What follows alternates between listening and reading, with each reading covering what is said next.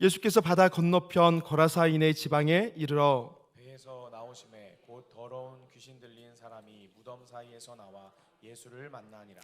그 사람은 무덤 사이에 거처하는데 이제는 아무도 그를 쇠사슬로도 맬 수 없게 되었으니 이는 여러 번 고랑과 쇠사슬에 매었어도 쇠사슬을 끊고 고랑을 깨뜨렸음이로라. 그리하여 아무도 그를 제어할 힘이 없는지라. 밤낮 무덤 사이에서나 산에서나 늘 소리 지르며 돌로 자기의 몸을 해치고 있었더라. 그가 멀리서 예수를 보고 달려와 절하며 큰 소리로 부르짖어 이르되 지극히 높으신 하나님의 아들 예수여, 나와 당신이 무슨 상관이 있나이까? 원하건대 하나님 앞에 맹세하고 나를 괴롭히지 마옵소서 하니, 이는 예수께서 이미 그에게 이르시기를 더러운 귀신아 그 사람에게서 나오라 하셨음이라. 아멘. 어느덧 우리 주님께서 이 땅에 오심을 축하하는 성탄절이 다가오고 있습니다. 올해도 어김없이 여기저기서 화려한 장식들이 내걸리고 있고, 또 세계적인 축제의 날처럼 많은 사람들이 그날을 손꼽아서 기다리고 있지만, 안타깝게도 정작 성탄절의 주인공이신 예수님께는 여전히 큰 관심이 없는 것처럼 보입니다. 이 시간 우리 말씀을 통해서 우리에게 찾아오신 예수님, 우리 가운데 거하시는 예수님이 어떤 분이신지 우리가 다시 한번 생각해보고 성탄의 기쁨, 성탄의 감격으로 충만한 이 연말이 될 수 있기를 간절히 소원합니다. 먼저 우리 본문 배경을 한번 살펴볼 텐데요, 오늘 본문 말씀은 예수님께서 군대 귀신 들린 거라사 광인을 고치시는 사건에 대해서 기록하고 있습니다. 그런데 오늘 읽었던 이 본문 바로 앞장인 마가복음 4장 말씀을 보시면 예수님께서 배에 오르셔서 바닷가에 앉아있는 수많은 사람들을 향해서 천국에 대한 비유를 가르쳐 주신 장면을 볼 수가 있습니다. 우리 연목사님과 함께 살펴봤던 4가지 땅에 떨어진 씨 비유, 그리고 또 자라나는 씨 비유, 또 겨자 씨 비유, 이런 비유의 말씀들이 바로 오늘 본문 직전에 4장에서 나오고 있는 말씀들입니다. 그리고 우리 예수님께서 그렇게 하나님 나라의 복음을, 하나님 나라의 비유들을 가르치시기를 다 마치신 이후에 날이 저물 때에 제자들에게 말씀하십니다. 우리가 저편으로 건너가자라고 예수님이 말씀을 하시는 겁니다. 하루 종일 말씀을 가르치셨기 때문에 굉장히 고단하셨을 텐데 예수님은 쉴 틈도 없이 곧장 갈릴리 건너편으로 건너가시겠다는 것입니다. 그래서 그날 밤에 제자들과 함께 갈릴리 바다를 건너게 되죠. 이때 무슨 일이 일어납니까? 예수님이 제자들과 함께 타셨던 그 배가 큰 광풍을 만나게 됩니다. 물결이 배에 부딪히고 그 부딪힌 물이 배 안으로 가득 차기 시작하자 파손의 위기 앞에서 제자들이 잔뜩 겁을 먹고 두려워 떨기 시작했습니다. 그런데 잘 아시는 것처럼 우리 예수님 뭐 하고 계셨습니까? 네, 태평하게 고물에 누워서 주무시고 계셨습니다. 제자들이 다급한 마음으로 선생님, 우리가 죽게 된 것을 돌보지 아니하십니까? 이렇게 예수님께 뭐라도 좀 해보시라고 그렇게 애원하자 예수님께서 일어나셔서 바람을 꾸짖으셨습니다. 그랬더니 예수님의 말씀 앞에서 바람이 멈추고 바다가 아주 잔잔해지는 역사가 일어났습니다. 4장 41절 말씀해 보시면 이 모든 걸 보고 제자들이 심히 두려워했다라고 나오고 있습니다. 그들이 심히 두려워하여 서로 말하되 그가 누구이기에 바람과 바다도 순종하는가 하였더라. 아멘. 광풍을 보고 놀란 가슴, 쓸어내릴 겨를도 없이 예수님을 보고서 제자들은 더 혼비백산 놀라고 두려워하고 있는 것입니다. 사실 우리는 그동안의 이 사건을 통해서 우리가 예수님께 기도하면 예수님께서 우리의 모든 문제들을 다 해결해 주십니다. 문제가 생겼을 때 우리는 이런 믿음으로 기도해야 됩니다. 이런 말씀들을 많이 들어왔습니다. 물론 중요한 내용이고 물론 이것도 우리가 꼭 알아야 되는 내용입니다. 그런데 우리가 이런 믿음을 갖기 위해서는, 우리가 이런 믿음으로 기도하기 위해서는 먼저 선행되어야 하는 것이 있습니다. 바로 제자들이 놀라서 수근수근했던 것처럼 그가 누구이신지를, 우리 예수님께서 누구이신지를 정확하게 아는 것입니다. 그렇다면 세상의 어느 누가 말 한마디로 그 거친 파도를 그치게 하고 바다를 잠잠하게 할 수가 있겠습니까? 이런 일을 하실 수 있는 분이 누구이시겠습니까? 아멘. 훌륭합니다. 맞아요. 이 모든 것을 지으시고 이 모든 것을 다스리시는 우리 주님만이 이 놀라운 일들을 행하실 수가 있는 것입니다. 그러니까 창조주 하나님의 아들이신 예수님께서 우리의 메시아로, 약속된 메시아로 우리 가운데 오셨는데 그분의 권세 앞에서 천지 만물이 복종하고 있다는 것을 아주 선명하게 보여준 사건이 바로 이 사건이라는 것입니다. 예수님의 메시아 되심을 보여주는 아주 상징적인 사건인 것이죠. 이제 광풍을 지나서 예수님께서 거라사라고 하는 지역에 도착하셨습니다. 이 거라사는 데가볼리라고 하는 지역에 속해 있는 한 도시의 이름입니다. 그런데 말 그대로 데가볼리, 이곳은 이방 땅이기 때문에 유대인들이 발을 딛지 않았던 그런 부정한 지역의 땅이라고 우리가 보았습니다. 그런데 유대인이신 예수님께서 이 이방 지역에 방문하시기 위해서 험난한 여정을 지나서 그곳에 당도하셨다는 것입니다. 왜 그랬을까요? 그곳에 꼭 만나야 할 사람이 있었기 때문입니다. 바로 더러운 귀신 들린 사람, 더러운 영에 붙들려 있는 한 사람을 만나시기 위해서 우리 예수님께서 의도적으로 이 거라사라고 하는 이방 땅을 방문하셨던 것입니다. 당시 이 지역의 풍습을 보면 집안에 귀신 들린 사람이 있을 때에, 정신이 온전치 못한 사람이 있을 때 무덤에 가둬서 사람들과 격리시키는 풍습이 있었다고 합니다.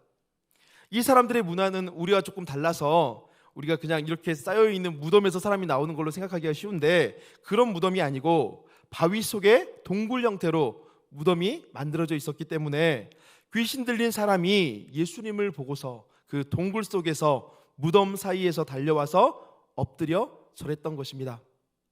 거룩하신 예수님께서 배에서 나오셔서 그 발로 부정한 이방 땅을 밟으시려고 할 때 더러운 귀신 들린 사람이 그 부정한 무덤에서 나와서 예수님과 서로 대면하게 됩니다. 거룩과 정결을 대표하는 우리 예수님께서 부정과 더러움을 대표하는 이 더러운 귀신 들린 사람과 맞닥뜨리는 일촉즉발의 만남이 펼쳐지고 있는 것입니다. 이 사람이 어떤 사람인지 성경이 비교적 굉장히 자세히 설명을 하고 있는데 누가복음 8장 27절 말씀에 보시면 예수께서 육지에 내리심에 그 도시 사람으로서 귀신 들린 자 하나가 예수를 만나니 그 사람은 오래 옷을 입지 아니하며 집에 거하지도 아니하고 무덤 사이에 거하는 사람이라고 설명하고 있습니다. 또 오늘 본문 말씀에 보시면 사람들이 그를 제어하려고 여러 번 고랑과 쇠사슬로 메어 보았지만 쇠사슬을 다 끊어버리고 고랑을 깨트려서 부숴버릴 만큼 그 어떤 것으로도 이 사람을 감당해낼 수가 없는 말 그대로 통제불능의 사람, 그 사람이 바로 이 사람이었다라고 하는 것입니다. 게다가 밤낮으로 소리를 지르고 돌로 자기의 몸을 해칠 만큼 모든 관계가 다 끊어져 버린 채 자기 파괴적인 삶을 살아가고 있었다는 것을 볼 수가 있습니다. 이쯤 되면 아마도 이러한 특징을 가지고 있는 사람이라면 거라사라고 하는 지역뿐만 아니라 인근에서도 소문이 자자했던 사람이었을 것이 분명합니다. 그런데 우리 예수님께서 이 불쌍한 사람을 모른 척하지 않으셨고 그를 만나시기 위해서 그날 밤 폭풍우를 뚫고 갈릴리 바다를 건너서 그 부정한 이방 땅으로 들어가셨다는 것입니다. 그렇게 예수님과 더러운 귀신 들린 사람이 마주했을 때 아무도 제어할 수 없었던 이 천방지축의 이 사람이 예수님 앞에 엎드려서 큰 소리로 외칩니다. 마가복음 5장 7절 말씀인데요. 지극히 높으신 하나님의 아들 예수여, 지극히 높으신 하나님의 아들 예수여, 나와 당신이 무슨 상관이 있나이까? 원하건대 하나님 앞에 맹세하고 나를 괴롭히지 마옵소서라고 구하고 있습니다. 여러분, 아무런 소망도 없이 사망의 자리에 묶여 살고 있었던 그가 생명의 주요, 구원의 주 되신 우리 주님을 배웁자 어떤 고백을 하고 있습니까? 지극히 높으신 하나님의 아들 예수여라고 외치면서 그 발 아래 꿇어 엎드렸던 것입니다. 여러분, 예수님을 곁에 모시고 있었던 예수님의 제자들조차도 예수님이 어떤 분이신지를 정확하게 알지 못했습니다. 그런데 악한 영은 알았습니다. 그분이 하늘의 권세를 가지고 하나님께서 이 땅 가운데 보내신 메시아라는 것을 악한 영은 알고 있었습니다. 그래서 예수님을 배웠을 때에 그 예수님 앞에 무릎을 꿇고 고백하는 것입니다. 지극히 높으신 하나님의 아들 예수여라고. 대조적이지 않습니까? 주님을 모시고 있었던 제자들은 바람을 잠잠케 하신 기적을 보면서도 그가 누구이기에 바람과 바다도 순종하는가 이렇게 놀라고만 있는데, 예수님을 곁에서 모셨다고는 하지만 제자들은 진정으로 그분이 어떤 분이신가를 깨닫지 못하고 있는데 오히려 예수님을 모를 것만 같은 존재가 예수님을 더 잘 알고 있다는 것입니다. 귀신에 사로잡혔던 사람, 즉 그 속에 있었던 악한 영들은 예수님이 누구신가를 알고 그분 앞에 나와서 엎드렸습니다. 여러분, 세상의 마지막 날, 종말의 때가 이르면 우리 주님께서 반드시 심판주로 오셔서 모든 악과 사단의 권세를 깨트리실 줄로 믿습니다. 그리고 주께서 택한 모든 백성들에게 완전한 구원을 허락해 주실 줄로 믿습니다. 이러한 사실을 악한 영들이 그 누구보다도 잘 알고 있었기 때문에 그 사람은, 악한 영에 사로잡혀 있었던 그 사람은 주님 앞에 나와서 엎드리고 그 주님 앞에 고백하고 있었던 것입니다. 그리고 주님께 아뢰었습니다. 주님, 아직 종말이 때가 이르지 않았는데 어찌하여 우리를 괴롭게 하십니까? 여러분, 생각해 보십시오. 예수님께서 지금 누군가를 살리는 일을 하고 계십니까? 아니면 누군가를 괴롭게 하는 일을 하고 계십니까? 살리는 일을 하고 계십니다. 돌로 제 몸에 상처를 내면서 사람을 괴롭게 하는 그런 일들을 시키는 것은 정작 악한 영이고, 자기가 하고 있는 일이면서 악한 영은 교묘하게 마치 예수님이 잘못을 하고 있는 것처럼 속이고 있는 것입니다. 예수님께서 더러운 귀신아, 그 사람에게서 나오라 라고 말씀하셨습니다. 그리고 너의 이름이 무엇이냐 라고 물으셨을 때 내 이름은 군대입니다. 군대, 이 단어가 헬라어로 레기온이라고 하는 단어인데요, 이 레기온은 로마 군대에서 보병 6,000명으로 구성된 로마의 군대 조직을 말하는 단어입니다. 그러니까 그 수가 이처럼 많았다는 것입니다. 한 사람 안에 수백, 수천의 악한 영이 둘러앉아서 그 사람을 사로잡고 그 사람을 괴롭게 했지만 결국에는 전능하신 예수 그리스도의 권세 앞에서 악한 영들은 한순간에 쫓겨날 수밖에 없는 존재에 불과했다는 것입니다. 그 수가 수백이 되고 수천이 된다 할지라도 하늘의 권세를 가지시고 온 세상 만물을 다스리시는 예수 그리스도의 권세 앞에 아무런 힘도 쓸 수 없었다는 것입니다.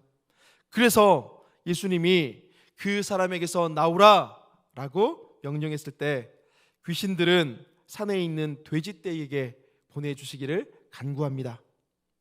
예수님께서 이것을 허락하시자 더러운 귀신들이 나와서 돼지떼에게로 들어갑니다. 그러자 2,000마리나 되는 돼지떼가 전부 바다를 향해 달리기 시작했고 마침내는 전부 물에 빠져 죽는 놀라운 사건이 일어나게 됩니다. 이것을 보고 사람들 마음 가운데 두려움이 생기게 되죠. 이것이 바로 우리 주님의 권세요, 우리 주님의 능력입니다.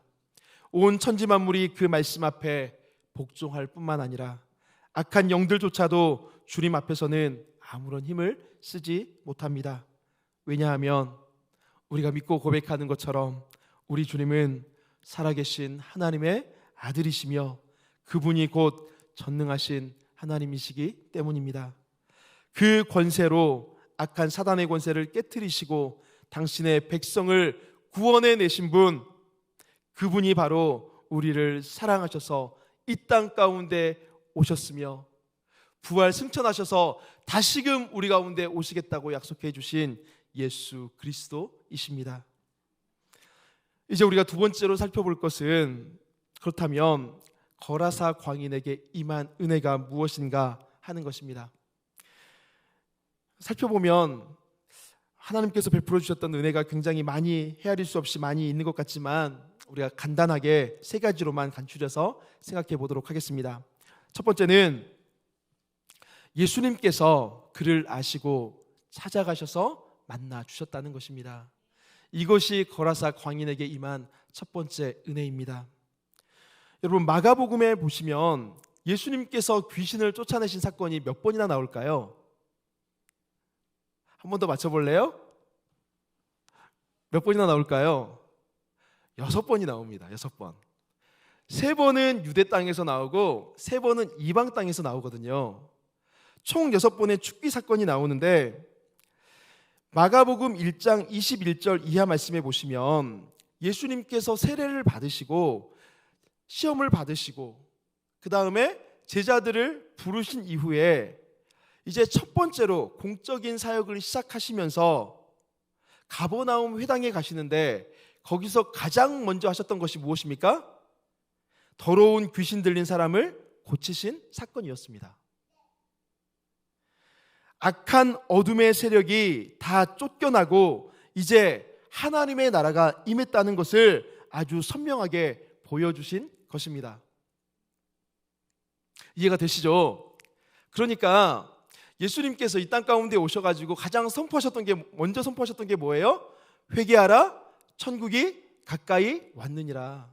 하나님의 나라가 이 땅 가운데 임했다라고 하는 것을 예수님께서 선포하셨습니다. 그런데 정말로 하나님의 나라가 임했다라고 하는 것이 무엇인지 예수님이 가시는 그곳에서 악한 영이 물러가고 쫓겨나가는 것을 통해서 예수님이 말씀하신 그 하나님의 나라가 이 땅 가운데 임하였구나라고 하는 것을 예수님께서 시각적으로 보여주셨던 것입니다. 그런데 예수님은 택함 받은 민족, 유대인들만 불쌍히 여겨주시고 그들만 사랑하셨던 것이 아니라 예수님은 당신의 거룩한 발로 친히 부정한 땅, 이방 땅으로 가셨습니다. 그리고 유대 땅에서와 마찬가지로 처음 밟으셨던 그 이방 땅에서도 그들을 사로잡고 있었던 악한 영, 어둠의 세력을 다 쫓아내 주셨습니다. 그곳 가운데에도 하나님의 나라가 임했다라고 하는 것을 보여주신 것입니다.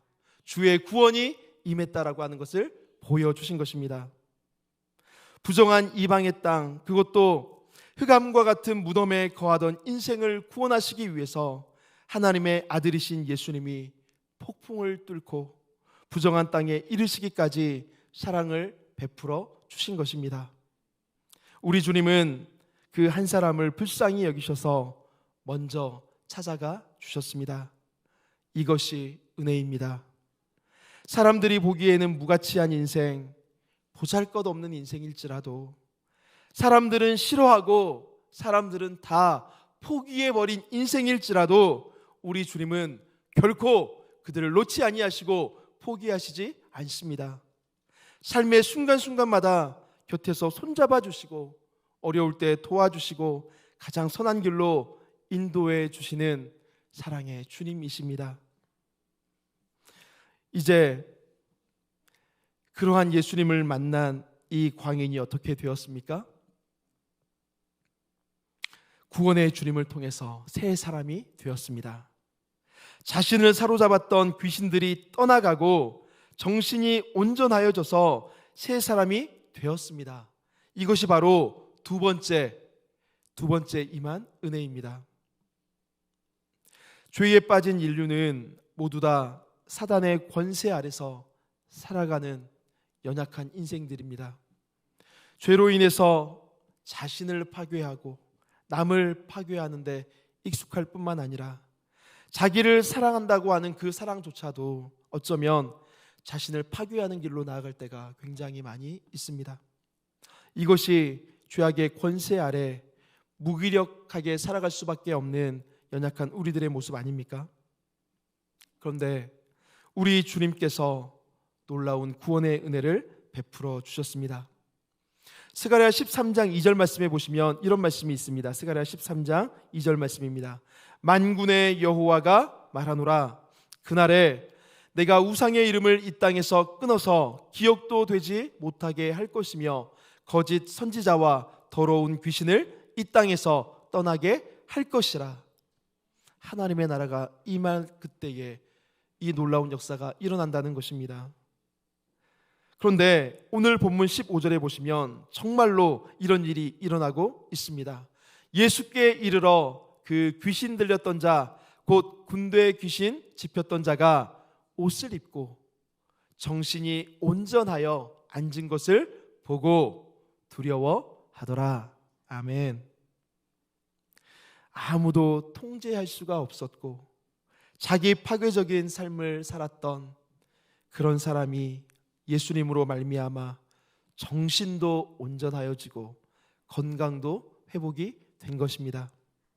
이처럼 예수님은 우리 또한 죄와 사망의 권세, 어두운 사단의 권세에서 건져주시고 빛의 자녀로 삼아주신 우리의 영원하신 구원자이신 줄로 믿습니다. 우리 자신을 돌아볼 때 하나님을 기쁘시게 할 만한 것이 아무것도 없고 선한 것이 아무것도 없고 거룩한 것이 하나도 없지만 우리의 구원자 되신 예수 그리스도로 말미암아서 우리를 거룩한 자, 온전한 자로 인정해 주시고 그렇게 여겨 주셨습니다. 그렇기 때문에 우리가 우리의 죄악된 본성을 떠나서 하나님께로 나아가 엎드릴 때에 예수님 안에 거할 때에 나를 사로잡는 모든 염려와 근심, 걱정과 불안이 다 사라지고 참된 평안을 얻게 될 줄로 믿습니다. 이 귀한 복이 사랑하는 모든 성도님들의 심령 가운데 회복되는 은혜가 있기를 간절히 소원합니다. 세 번째 은혜, 마지막 세 번째 은혜는 특별한 사명을 받았다는 것입니다. 여러분, 아무런 목적도 없이 그저 무가치한 인생, 불쌍한 인생을 살았던 이 광인이 예수님을 만나고 온전한 사람이 되었습니다. 모두가 놀랄 만큼 엄청난 변화, 신비한 변화가 일어나게 되었던 것입니다. 그런데 이상하게도 사람들은 예수님께서 행하신 이 놀라운 일을 보면서 예수님을 환영하고 예수님을 반기기보다는 예수님을 곁에 모시려고 하지 않았습니다. 예수님께서 떠나시기를 구하고 있습니다. 왜냐하면 자신들에게 닥칠 변화 혹은 경제적인 손실 이런 것들이 그저 두렵고 그런 것들이 싫었기 때문입니다. 결국 그들은 예수님이 전한 하나님 나라의 복음을 눈으로 직접 목도했으면서도 불구하고 마음으로는 깨닫지 못했던 무지한 사람들이었던 것입니다. 그래서 사람들은 예수님이 그 지방에서 떠나시기를 간구했습니다. 그런데 단 한 사람, 은혜를 경험한 이 한 사람은 그들과 반대로 주님과 함께 있기를 간구하고 있습니다. 자, 그렇다면 주님께서 누구의 간구를 들어주셨을까요? 예수님을 떠나기를 바라는 수많은 사람들의 그 두려움에 깔려있는 그 간구를 들어주셨을까요? 아니면 이 한 사람, 거라사 광인에 함께 있어 주세요 라고 이야기했던 이 거라사 광인의 간구를 들어주셨을까요? 어렵지 않은 질문인데, 네, 뭘까요? 안타깝게도 우리 주님은 회복된 광인의 간구가 아니라 무지한 사람들의 간구를 들어주셨습니다. 결론이 뭐예요? 예수님께서 그 지역을 떠나 가셨던 것입니다. 거라사 광인은 평생을 불쌍하게 살다가 이제야 주님을 만나고 놀라운 변화를 경험했습니다. 그 기쁨을 주체할 수가 없어서 잠깐만이라도 주님을 곁에 모시고 싶어 했던 그런 간절한 간구를 드렸건만 주님은 그 간구를 허락하지 않으셨던 것입니다. 왜 그랬을까요? 우리 주님 왜 이렇게 좀 인정 없는 모습, 이런 모습을 보이셨던 걸까요? 왜냐하면 이 사람에게 맡기실 특별한 사명이 있었기 때문에 그렇습니다. 거라사 광인을 고치신 사건은 주님께서 행하신 최초의 이방 선교라고 알려져 있습니다. 그런데 이 귀한 사역이 사람들의 영적인 무지 때문에 지속될 수 없는 상황에 이르렀습니다. 사람들이 예수님을 거부하고 예수님을 반대하고 예수님을 적대시하기 시작했습니다. 그럼에도 불구하고 주님께서 행하신 복음의 소식은 결코 그 땅에서 사라지지 않았습니다. 어떻게 그랬을까요? 복음을 깨닫고 가슴 깊이 체험했던 이 한 사람이 있었기 때문입니다. 우리 마가복음 5장 19절 말씀해 보시면 예수님께서 고침받은 이 사람에게 새로운 사명을 주시는 것을 볼 수가 있습니다. 우리 같이 한번 읽어볼까요? 시작. 허락하지 아니하시고 그에게 이르시되 집으로 돌아가 주께서 내게 어떻게 큰 일을 행하사 너를 불쌍히 여기신 것을 내 가족에게 알리라 하시니. 아멘. 주께서 행하신 일, 그리고 주께서 너를 불쌍히 여기신 일, 주께서 너에게 자비를 베푸신 그 놀라운 일을 네가 가서 전파해라. 예수님께서 이 사명을 고침받은 이 광인에게 맡기시고 예수님은 떠나셨던 것입니다. 그가 가서 예수께서 자기에게 어떻게 큰 일을 행하셨는지를 데가볼리에 널리 전파하니 모든 사람이 놀랍게 여겼다라고 성경은 기록하고 있습니다. 여러분, 은혜를 경험한 한 사람이 변화받아서 10개의 도시들이라고 하는 이 큰 도시, 이 데가볼리의 수많은 믿지 않은 영혼들에게 복음이 널리 전파되기 시작했던 것입니다. 이것이 얼마나 놀라운 사명입니까? 얼마나 놀라운 축복입니까? 생각해 보십시오. 평생을 저렇게 불쌍하게 처참하게 살아가다가 온전한 정신을 얻게 됐으니까, 온전한 육체를 얻게 됐으니까 하고 싶은 것, 누리고 싶었던 것이 얼마나 많이 있었겠습니까? 그런데 주님께 받은 은혜가 너무도 크고 귀했기 때문에 멸시와 천대받던 불쌍한 인생이 이방 땅에서 예수님의 첫 제자가 되었습니다.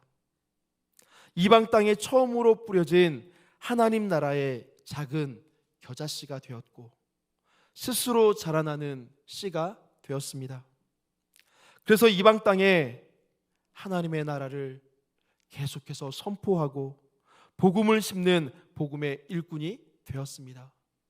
그래서 가시밭과 같고 돌짝밭과 같고 도무지 열매를 맺을 수 없을 것만 같던 그 이방 땅에서도 주의 복음이 열매를 맺는 놀라운 역사를 이 사람을 통해서 주께서 보게 하신 것입니다. 이것이 진정 복음을 깨달은 사람의 모습 아니겠습니까? 이 귀한 사명을 오늘 우리 모두에게도 맡겨주신 줄로 믿습니다. 주님은 작은 겨자씨와 같은 우리를 통해서 우리의 가정과 직장, 또 우리가 머무는 곳곳마다 복음의 씨앗이 심겨지고 그 복음의 씨앗이 자라나기를 원하십니다.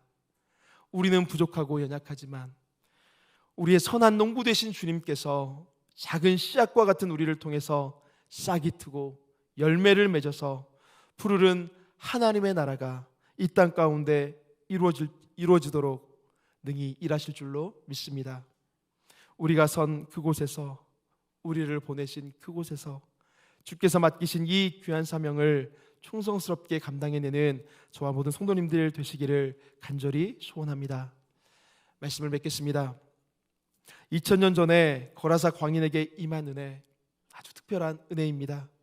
하지만 어제나 오늘이나 영원토록 신실하신 주님께서 이러한 은혜를 오늘 우리의 삶 가운데에서도 날마다 베풀어 주시는 줄로 믿습니다. 예수 그리스도로 말미암아서 변화받고 온전케 되었음을 우리가 늘 기억하고 날마다 주로 말미암아 기뻐하고 감사하는 우리 모두가 되기를 소원합니다. 무엇보다도 우리에게 맡겨주신 복음 전파의 사명을 주님 다시 오시는 그날까지 충성스럽게 감당해내는 우리 동광교회 모든 성도님들 되시기를 주님의 이름으로 간절히 소원합니다.